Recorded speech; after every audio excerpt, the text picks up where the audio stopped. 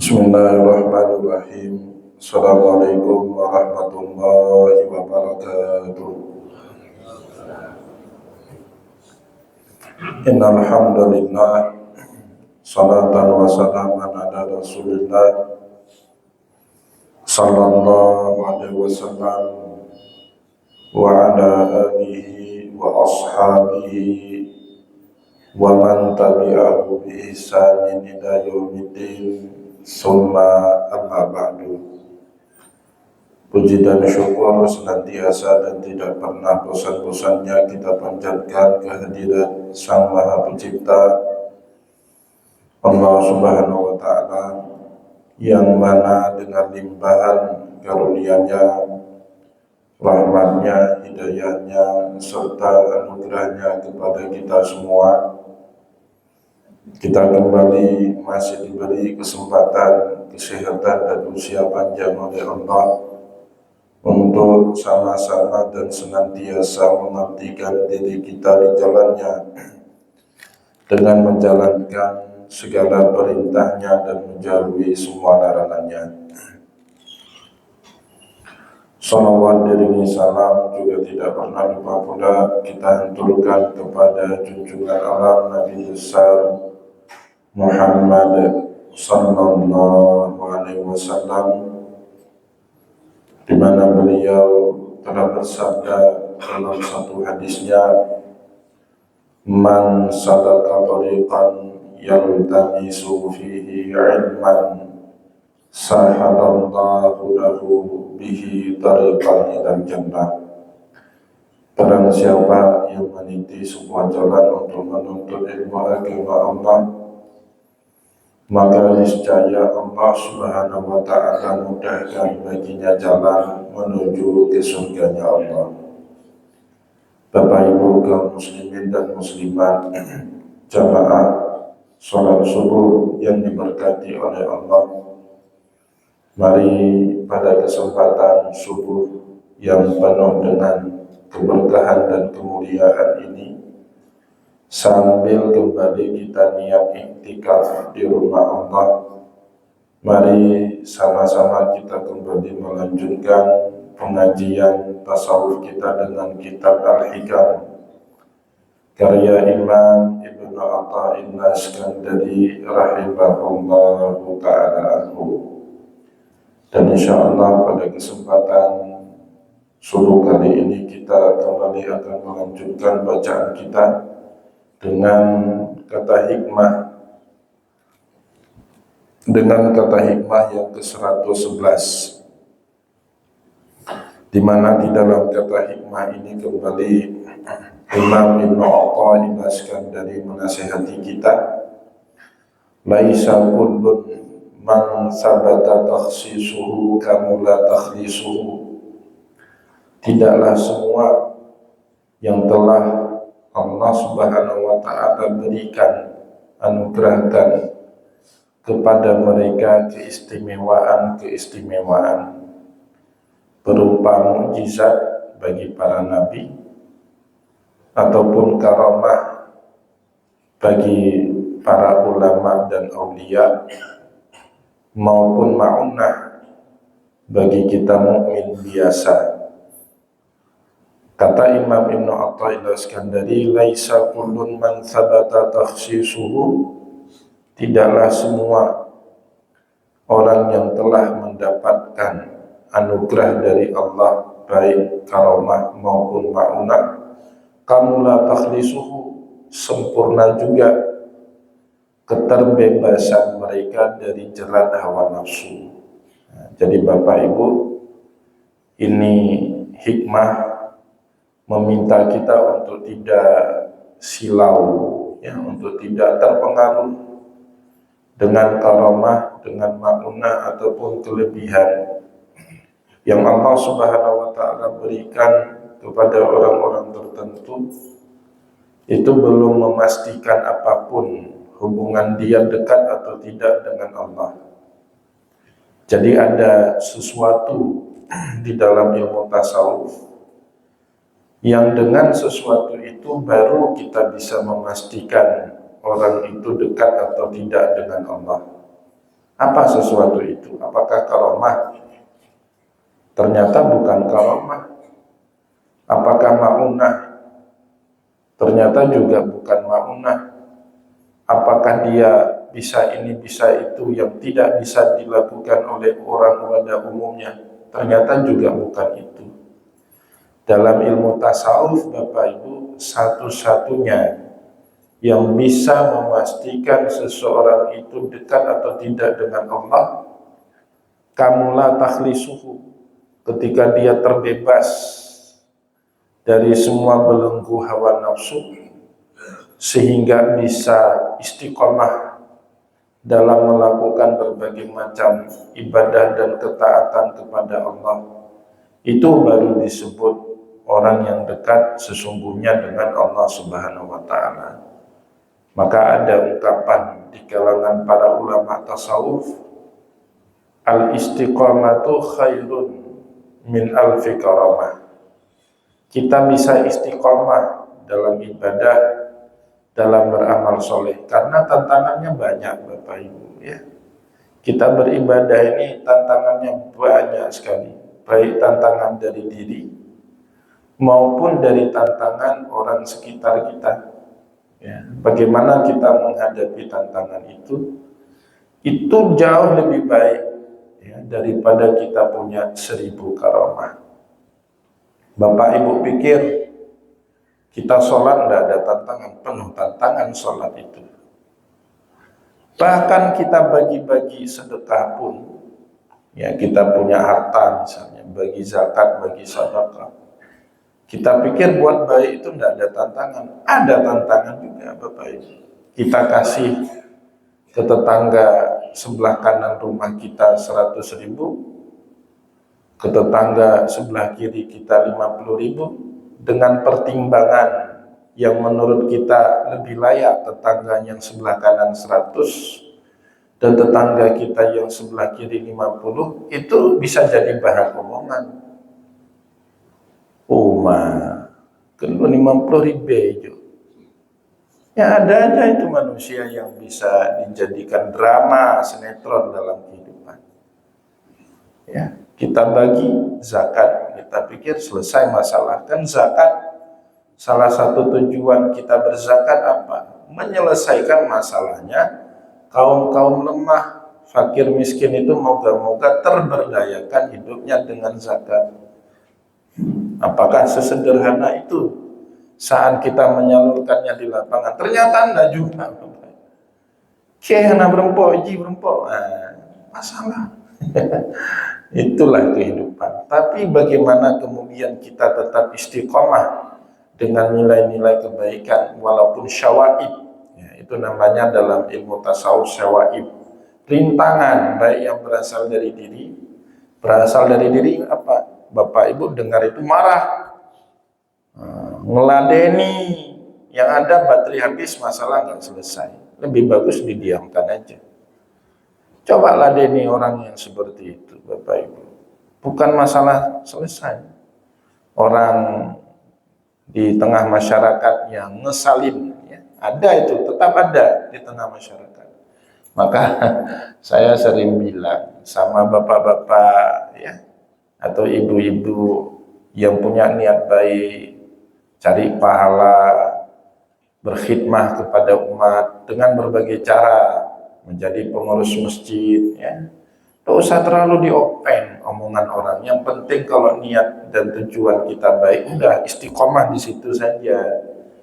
Yang omongan-omongan orang itu kan syawaib, itu namanya. Kalau itu diopeni, masalah kita yang sudah banyak itu nambah banyak, Bapak Ibu. Karena manusia itu memang senang main sinetron, senang bersandiwara. Maka Allah pun bilang dalam ayat, bukan Allah yang bilang, ya, dunia ini panggung sandiwara. Tapi itu semakna dengan firman Allah, wa ma hadhil hayatud dunya illa lahwun wa la'ib. Ya. Jangankan dalam dunia kerja, Bapak Ibu, dalam ngurus masjid pun penuh drama dan sandiwara. Tapi kalau orang yang hatinya baik, tulus, dia nggak akan terjebak dengan drama-drama Korea itu. Ya. Terus yang penting niatnya baik. Orang pada ngomongin apapun tidak peduli. Ya, karena omongan orang di luar kendali kita. Hak dia kita dengan sabar diberikan pahala sama Allah, ya. Nah, maka di dalam kata hikmah 110, Imam Ibnu Athaillah nasihati kita, laisa kullun man thabata takhsisuh. Tidaklah semua orang yang dapat berbagai keistimewaan yang diberi sama Allah, kamula takhlisuh, tapi mereka punya kesempurnaan diri yang terbebas dari berbagai jeratan dan perbudakan duniawi. Belum tentu. Ai laisa kullun man sabata takhsisuhu bi idharil amrin khariqin lil adah. Ya. Makna dari ini apa? Tidaklah semua orang yang diberi dengan berbagai macam keistimewaan oleh Allah pada dirinya bi izharin amrin khariqin lil adah, dan bahkan dia punya kemampuan untuk menampakkan, untuk mendemonstrasikan amrun khariqul lil adah, suatu peristiwa yang di luar kemampuan orang pada umumnya melakukannya. Nah, misalnya di sini ya ala yadih, dia mampu mendemonstrasikan apapun, kemampuan ajaib dengan tangannya, qatayil ardi, seperti kemampuan melipat bumi. Ini bukan bumi dilipat seperti kertas. Itu ada doa kan dari Nabi Muhammad, Allahumma tuwi anna bu'dah. Ya, dulu Bapak Ibu, Nabi Muhammad kan dibutuhkan oleh orang banyak.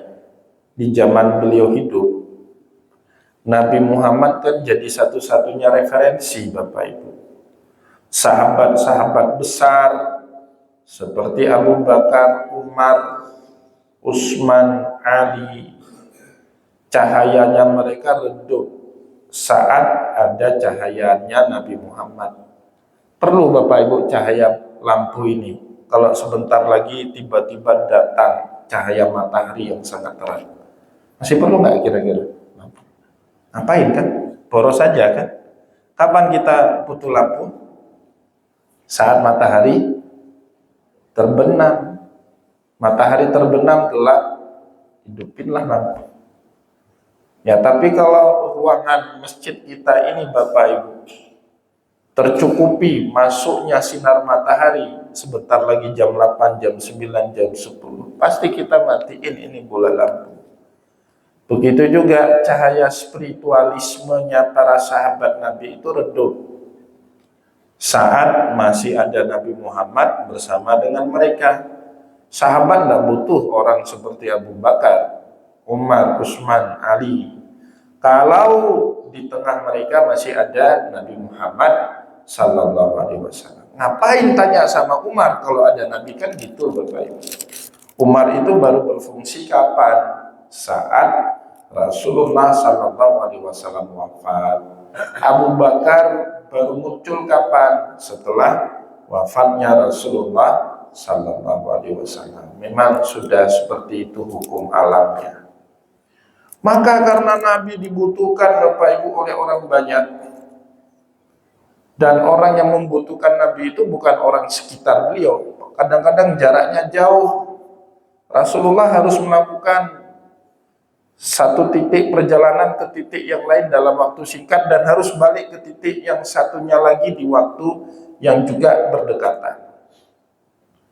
Nah, maka Rasulullah SAW mengajari doa untuk membuat jarak yang jauh itu dekat.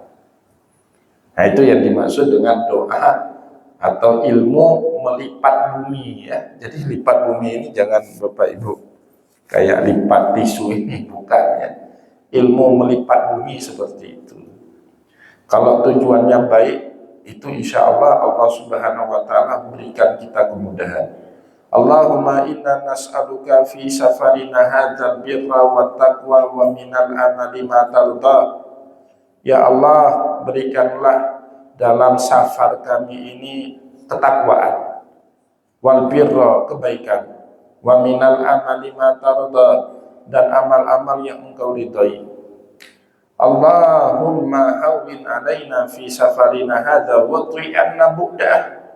Ya Allah, mudahkanlah kami dalam perjalanan jauh ini, watwi an-nabudah, dan persingkatlah jarak atau lipatlah bumi yang jaraknya jauh sehingga mendekat.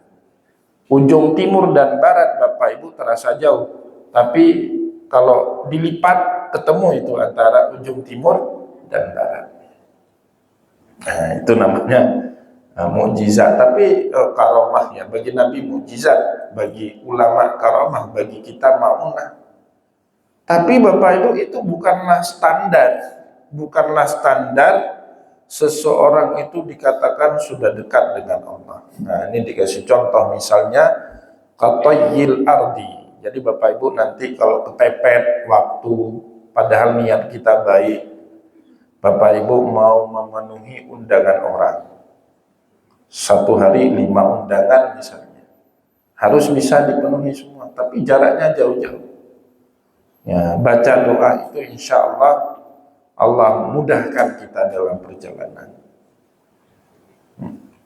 Saya punya pengalaman satu kali Bapak Ibu, Fakultas Pertanian Unsyah buat acara di laut, di Lampu, acara renian yang dibungkus juga dengan Maulid Rasulullah di Lampu buat acaranya.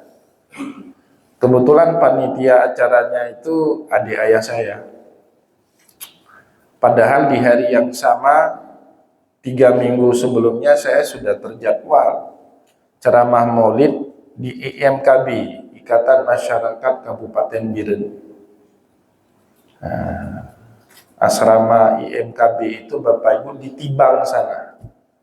Seharusnya saya ceramah hari Minggu itu di Tibang. Terjadwal jam 11. Diminta sama Fakultas Pertanian untuk ceramah Maulid juga di hari yang sama, jam 11. Saya bilang nggak mungkin. Saya sudah janji sama orang. Akhirnya ya sudah, kalau nggak mungkin Pak Ustadz jam 10. Yang penting Pak Ustadz. Udah.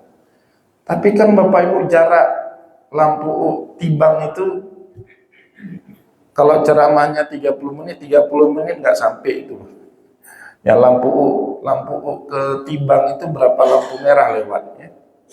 Lampu merah Jempit, lampu merah Simpang 4 Stui, lampu merah Simpang Jam, lampu merah Simpang Kodim, lampu merah Simpang Jabotabek, lampu merah Simpang Masjid Oman.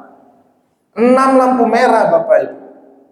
Dan lampu merah itu lama-lama 2-3 menit itu. Ya kan? Saya bilang nggak bisa, karena masih family yang minta, akhirnya ya sudahlah. Saya kan. Bapak Ibu, orang Aceh kalau bilang mulai acara jam 10, pernah yang pas jam 10 mulai acara? Nggak pernah Bapak Ibu. Apalagi orang-orang kampus lagi nyantai di laut. Ceramah Maulid apa di laut itu kan? Di laut orang mau nyantai. Itu ngumpulin orang yang sudah ke lautnya cepat, ya, tapi ngumpulin ke tenda itu Masya Allah. Saya udah ada di sambil ceramah Maulid sambil jantungan hati saya itu. Ceramah Maulid baru mulai Bapak Ibu jam 10 lewat 15 menit.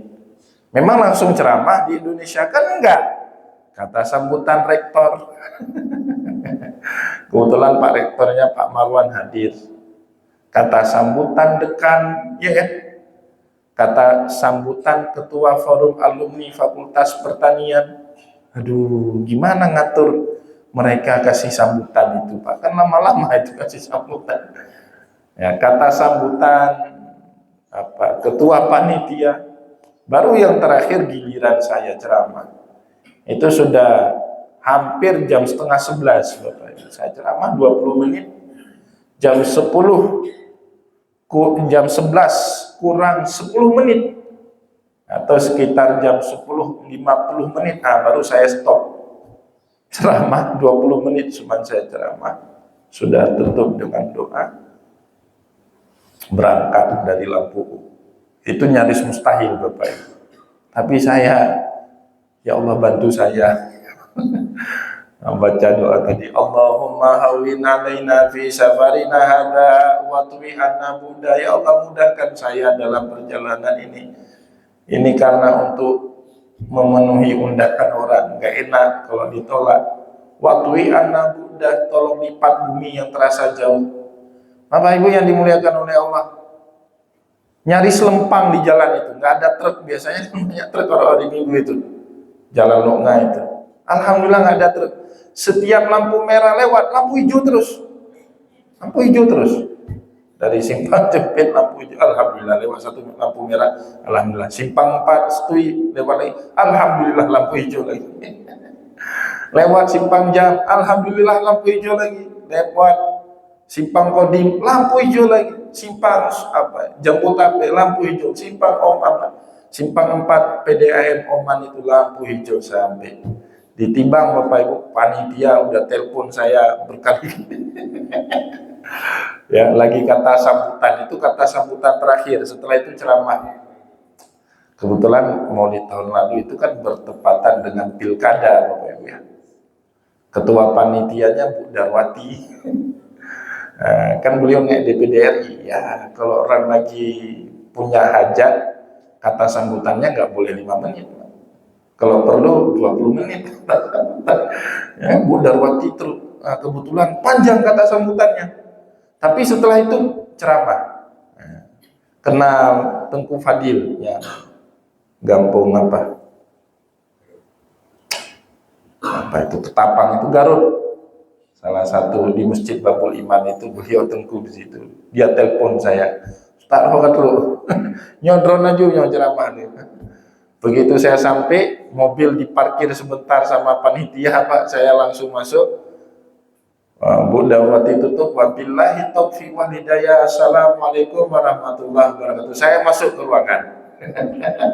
Nggak sempat lagi duduk, cuma sempat salaman, langsung naik ke mimbar ceramah maulid. Bapak Ibu yang dimuliakan oleh Allah, tapi bukan itu nggak bisa jadi ukuran orang itu sudah soleh atau tidak, ya. Wa tayru fil hawa, atau punya kemampuan jalan terbang di atas angin. Wal masyi 'alal ma, atau jalan di atas air. Wa ghairi dzalika minal karamati, dan lain sebagainya dari berbagai macam karamat.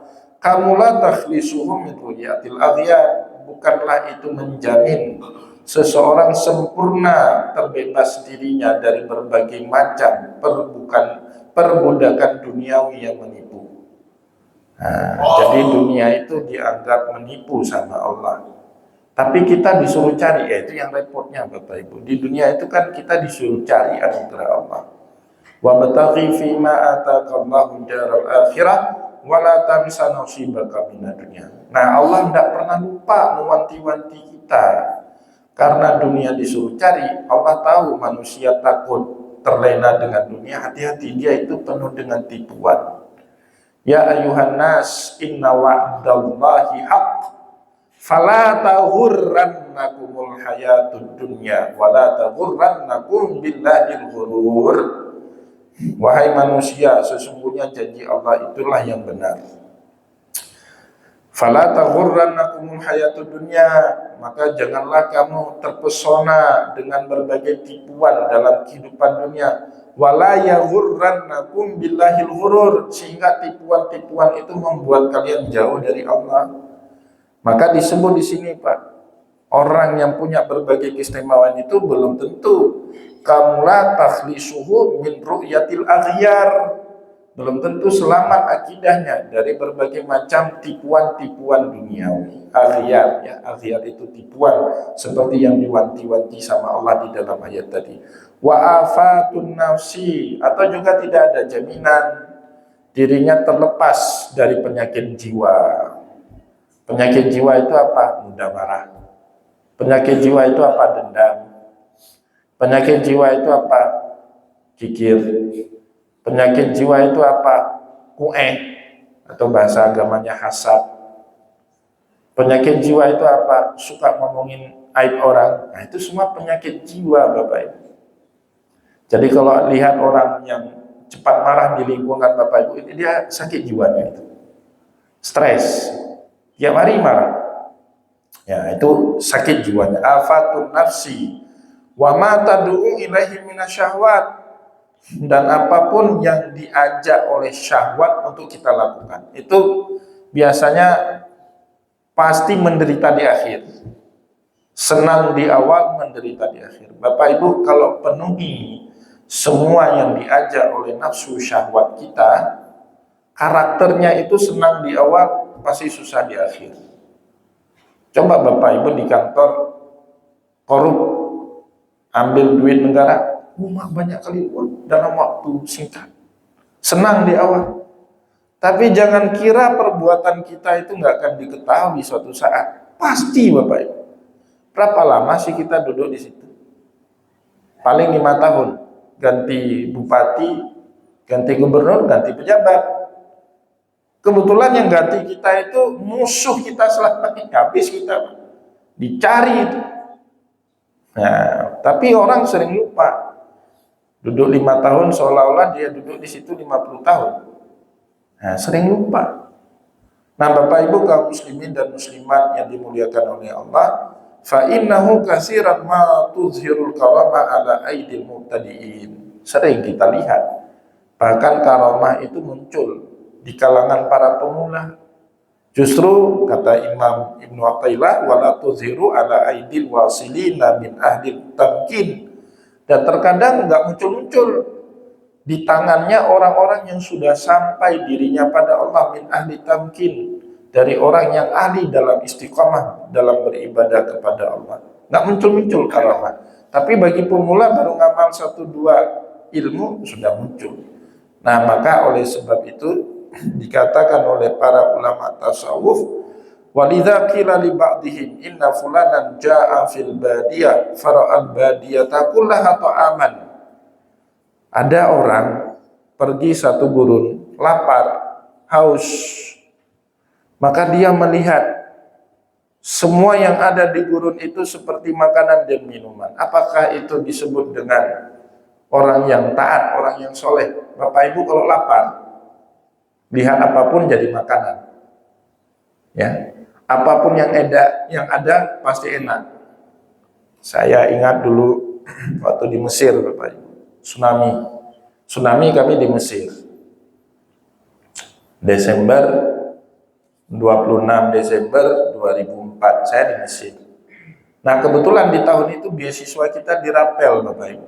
Jadi di Al Azhar itu kalau sudah masuk bulan Juni, Juli, Agustus sampai Desember, bahkan kadang-kadang sampai bulan Maret, nanti dibayar sekaligus rapelannya.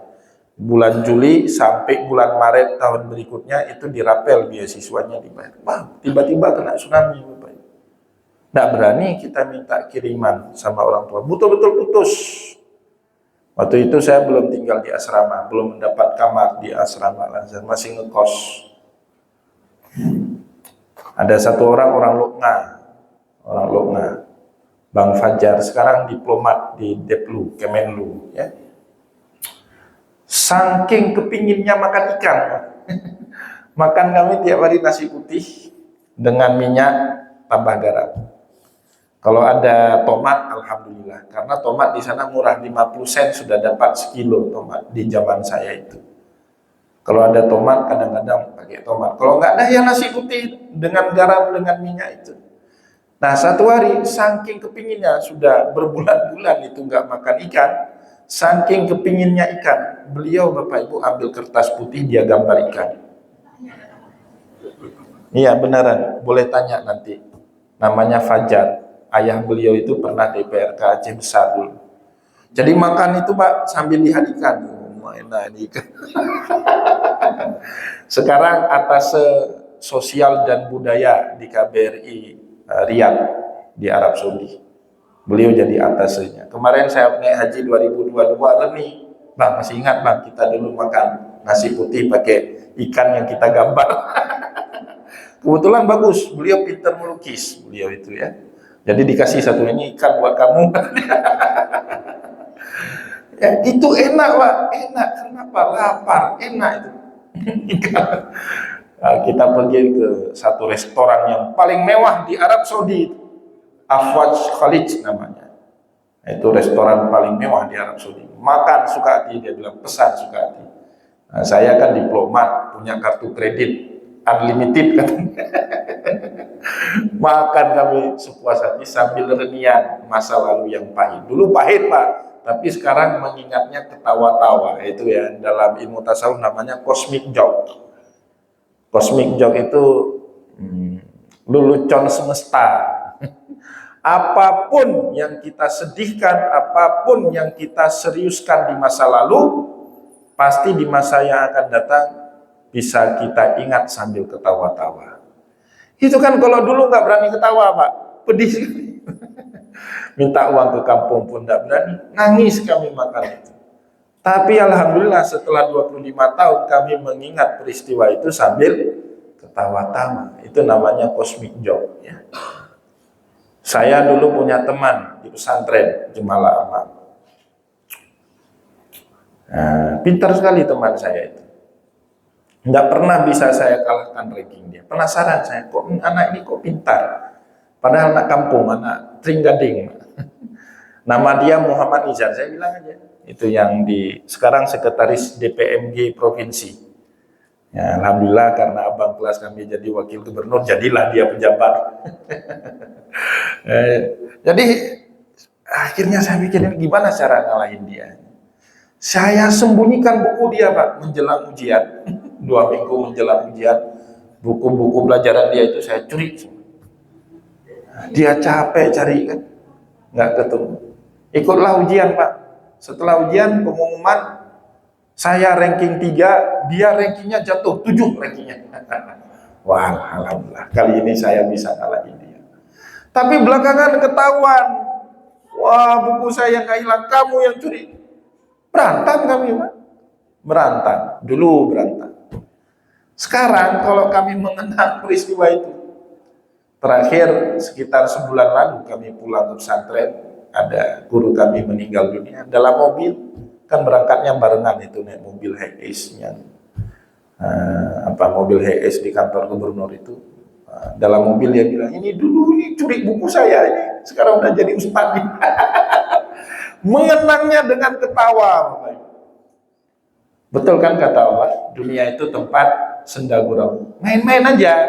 Kemarin serius. 5 tahun lagi jadi bahan ketawaan. Maka Bapak Ibu kalau marah sama orang jangan kelewatan. Awas ya, sampai 7 keturunan nggak boleh kawin. Sama keturunan jangan seperti itu. Dunia ini tempat bermain nih ya. Nggak usah serius-serius sekalipun dunia ini. Yang harus kita seriusin itu apa? Ibadah kita, sholat kita. Takutnya kalau Bapak Ibu nggak seriusin itu, mati, kaget. Ternyata kemarin tidur saya. Ini baru hidup yang nyata, tidak mati. Dan itu makna sabda Rasulullah kan, karena sumiyam fa'idamatu intabahu. Manusia itu di dunia tidur. Kalau dia mati, disitulah dia terbangun dari tidurnya. Nah, maka Bapak Ibu yang dimuliakan oleh Allah, kita persiapkan diri kita dengan baik untuk menjelang kematian itu, salah satunya dengan terus mempelajari ilmu-ilmu agama. Semoga apa yang telah kita sampaikan pada kesempatan subuh kali ini bermanfaat kepada kita semua. Saya mohon maaf jika ada yang tidak berkenan. Wallahu muwaffiq ila aqwamit thariq wa nasrun minallah fatun karim. Wassalamualaikum warahmatullahi wabarakatuh.